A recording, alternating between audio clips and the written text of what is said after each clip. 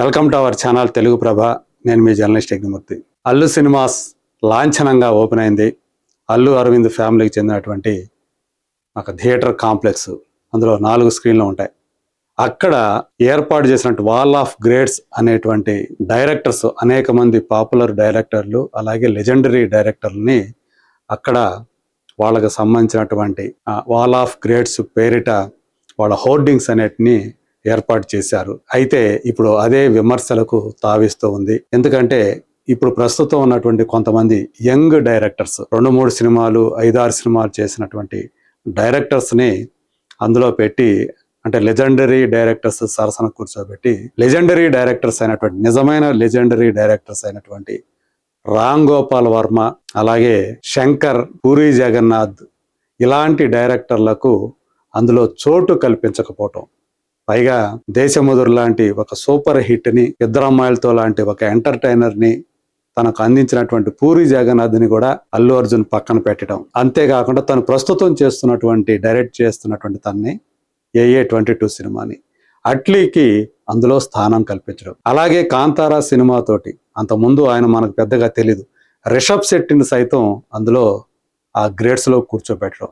మరి RJV Telugu cinema గతినే, ఇంకా చెప్పాలంటే భారతీయ సినిమా స్థితి గతిని మార్చిన దర్శకుడు రామ్ గోపాల్ వర్మ శివ సినిమాతోటి, అది అందరికీ తెలిసినటువంటి వాస్తవం, ఈ జనరేషన్ కూడా తెలిసినట్టు వాస్తవం.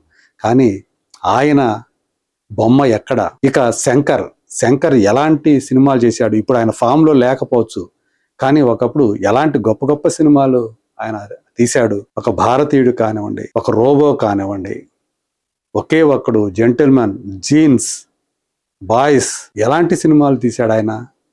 మరి ఆయన శంకర్ గ్రేట్ డైరెక్టర్ కాదా?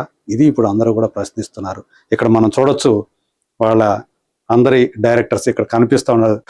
కన్నడ చిత్రసీమ నుంచి మనకి ప్రశాంత్ నీల్ కనిపిస్తూ ఉన్నాడు, అలాగే రిషబ్ శెట్టి కనిపిస్తూ ఉన్నాడు, ఇక తమిళ డైరెక్టర్ అయినటువంటి అట్లీ కనిపిస్తూ ఉన్నాడు, వెట్రిమారన్ లాగా కనిపిస్తుంది, వెట్రిమారన్ అనుకుంటా, అలాగే మణిరత్నం, త్రివిక్రమ్, సుకుమార్, రాజమౌళి వీళ్ళందరూ కూడా కనిపిస్తూ ఉన్నారు. ఇంకా అనేక మంది దర్శకులు, లెజెండరీ డైరెక్టర్స్, విశ్వనాథ్ గారు, దాసరి గారు, అలాగే రాఘవేంద్రరావు, ఇలాంటి డైరెక్టర్లందరికీ కూడా ఇక్కడ చోటు కల్పించారు.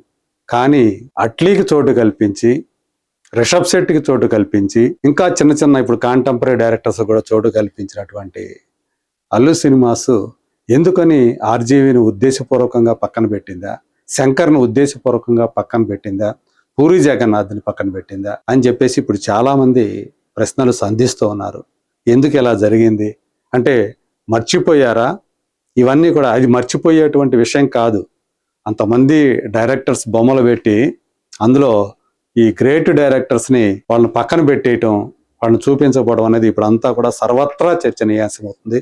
సోషల్ మీడియాలో దీని మీద విరివిగా చర్చలు జరుగుతున్నాయి, డిస్కషన్స్ నడుస్తున్నాయి, డిబేట్లు కూడా పెట్టుకుంటూ ఉన్నారు. కానీ ఏదో మొత్తానికి సంథింగ్ ఎక్కడో ఏదో మిస్ అయింది అనేటువంటి ఫీలింగ్ చాలా మందిలో ఇప్పుడు వ్యక్తమవుతూ ఉంది. ఎందుకు జరిగింది, దీని వెనక ఎవరున్నారు, ఈ పేర్లు ఎవరైతే అక్కడ ఆ గోడ మీద ఈ డైరెక్టర్లు పలానా డైరెక్టర్లు ఉండాలని చెప్పేసి ఆ లిస్టు ఎవరు తయారు చేశారు, దీని వెనక ఉన్నటువంటి వ్యక్తులు ఎవరు అని చెప్పేసి ఆరా తీస్తూ ఉన్నారు.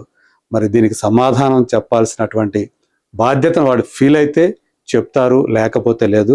కానీ ఇది మాత్రం చాలా మందికి, ఆర్జీవి అభిమానులకి, అలాగే శంకర్ అభిమానులకి, ఓవరాల్గా సినీ ప్రియులకి బాధను కలిగిస్తుంది, ఆవేదన కలిగిస్తుంది అనటంలో సందేహం లేదు. సోషల్ మీడియాలో వాళ్ళు వ్యక్తం చేస్తున్నటువంటి భావాలు, వాళ్ళు పెడుతున్నటువంటి కామెంట్లే దీనికి నిదర్శనం.